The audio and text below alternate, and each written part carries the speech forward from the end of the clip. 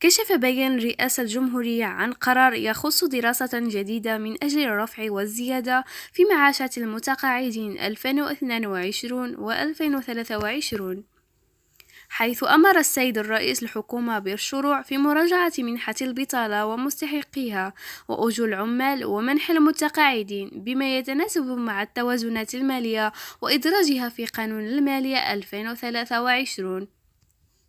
ويرتقب أن تشرع الوزارة المعنية في دراسة الزيادات المحتملة في معاشات المتقاعدين 2023 خاصة، وأن رئيس الجمهورية تعهد بمتابعة هذا الملف. وكان الرئيس أقر في اللقاء الصحفي الأخير برفع منح المتقاعدين عقب التحسن المالي الذي تعرفه الجزائر بفعل عائدات المحروقات.